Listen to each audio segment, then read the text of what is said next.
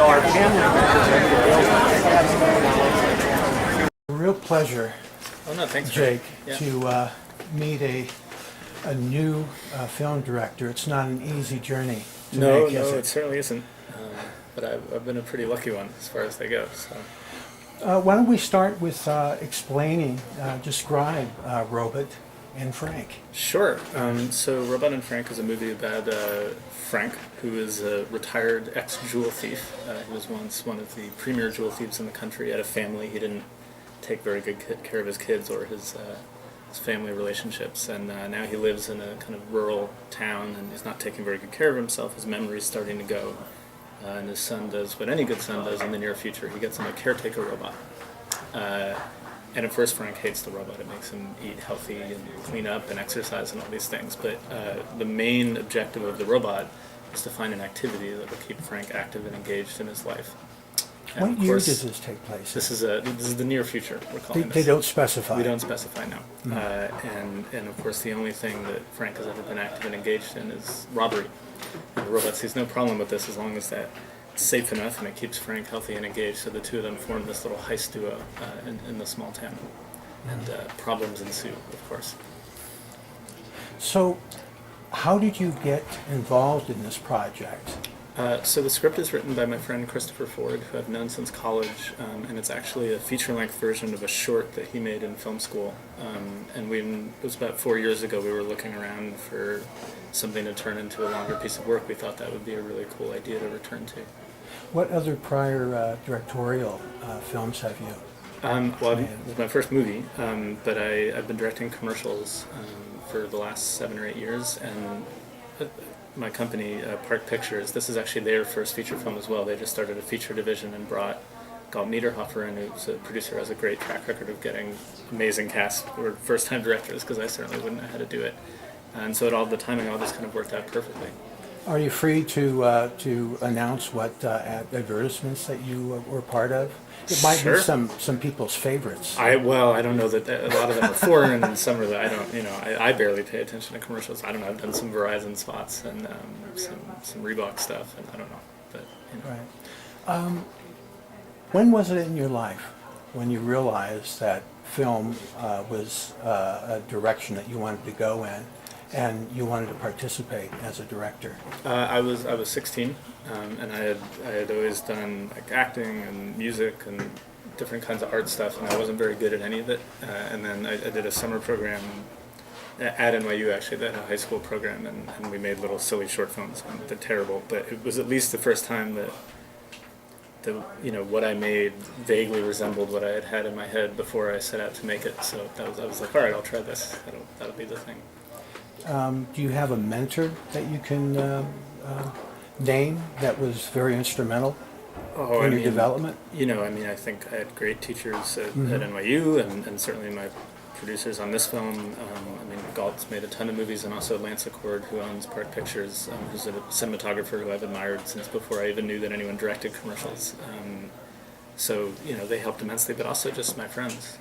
I feel like the things that I learned the most from were just, there were a bunch of us at NYU that kind of both Chris Ford, who wrote the script, and other friends of mine there, one of whom has a film at this festival also, Ben Dickinson has a film called First Winter here, and we were roommates in college also. Just watching movies together and talking about them, that's really what taught me the most. Did you have any involvement in the development of the script?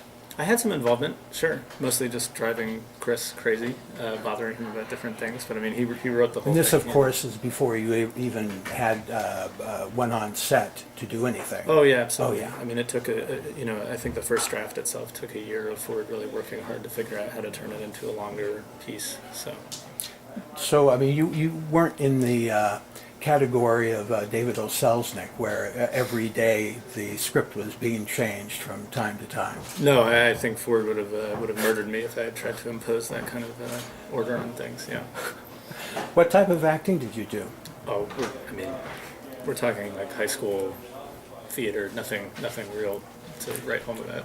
Now, as you well know, cinematography is really vital for the success of the show. Yeah.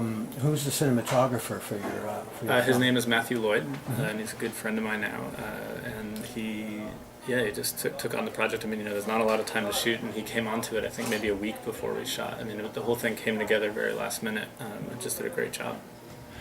When you're setting up a composite for each scene, how did you share in that process?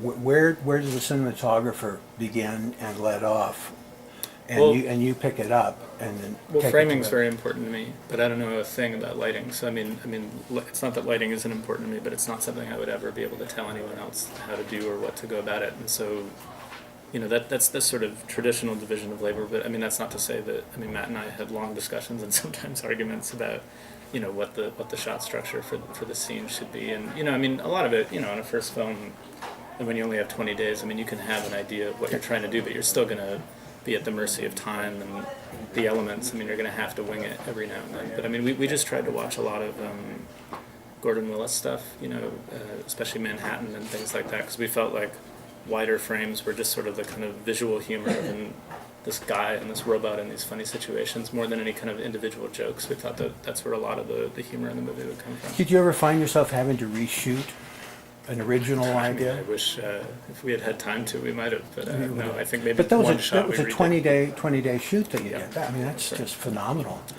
And I bet every aspiring filmmaker now that watches this video, they're going to be asking, how did he get two Academy Award-winning actors? Yeah, I mean, that's all to my producers. That's, like I said, Galt Niederhofer is an incredible track record. I think she's made over 20 movies now, and a lot of them with first-time filmmakers, and they always have great casts. I mean, she really knows how to. I mean, I'm just lucky. She really knows how to She's pull the that one together. that casted the show. Yeah, I mean, we had no casting director. What was your reaction when she notified you that she got Frank Langella and Mostly fear, that was I mean, because, you never get them. You have to go take a meeting with them, and then Frank has to see if you're, not an idiot and you're someone he can put up with for a month or so. What kind of scenario can you paint for your reaction when you got it by a phone call, by an email, that you were having these incredible, and also Peter, I want to include Peter because he's a very illustrious actor as well. Yeah, no, they're all incredible. I mean, the whole thing was a pretty surreal experience. I mean, as it all was happening, it's still kind of hard to believe. And of course, you never really know until you're on set the first day that it is going to happen. So you try to just kind of take it in stride, as best you can. What was it like working with Frank Langella and Susan Sarandon? It was, mostly it was easy. I mean, you just sort of, the level of talent that they can command. I mean, especially when you're on a production that has so little time to shoot, for them to be able to show up and nail things in 3 takes. I mean, it's an incredible thing to watch. I sort of didn't even do any directing for the first day and a half. I was just so impressed. It really, I don't know how the movie gets done without that, so that's when I say we're lucky, to have that level of talent. Like, I'm glad the movie seems to work and people respond, but when you're on set and you have so little time to make these things into these kind of, because the movie references a lot of genres. It's a buddy movie or a heist movie. You have these moments you really have to deliver, and it really, they're the ones that make that happen. Their depth of experience in films up to this point, and they know what those moments are, and they know what needs to be delivered. They know what you need, and they give it to you, and when they can give it to you in 3 takes, it just makes the whole thing work versus fall apart. So according to the screenplay and what your final development was, were they pretty close? Yeah, they're quite close. Well, when you have a robot, it's hard to improvise, so it's pretty much. The story is futuristic, and it sounds like a really great, and it's not very often I see the word dramedy attached to anything. I was really happy to see that. Okay, that's good. I don't love the word, but I don't know how else to describe it. Because I like dramedies. Yeah, okay, I like good. dramedies. That's good.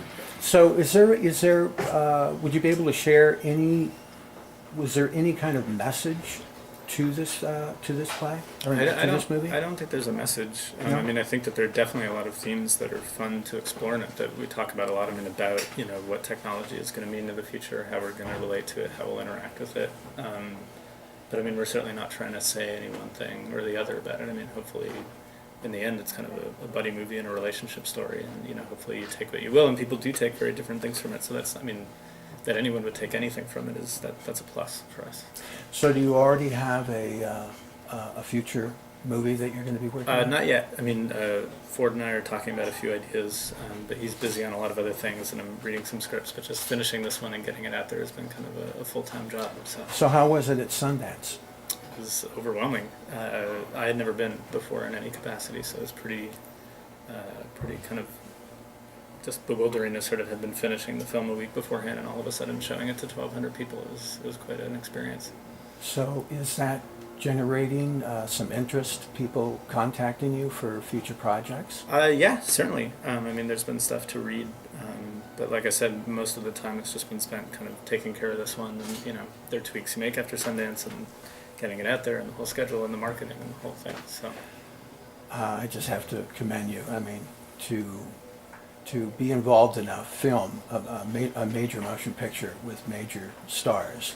I mean, this is just a miraculous it endeavor. certainly felt that way. Yeah. And I wish you great success. What do you see yourself doing in the next 5-10 years? Directing? Hopefully making another movie. That would be nice. So I'm gonna And try. in your love of theater, theater and film, what were some of the people that you would like to aspire to, as far as film directors? Well, I mean, honestly, I've been talking recently a lot about how Gordon Mullis, who's just a cinematographer, about how he's one of the best filmmakers I've ever seen. I mean, if you look at his work throughout the different people that he worked for Woody Allen and for Coppola and for Pacula, I mean, you can see his hand in everything that he did, and he's someone I'm really taken by. I mean, the rest are sort of, the same ones everyone says. I mean, I love Woody Allen, I love Kubrick, I love the Coen brothers.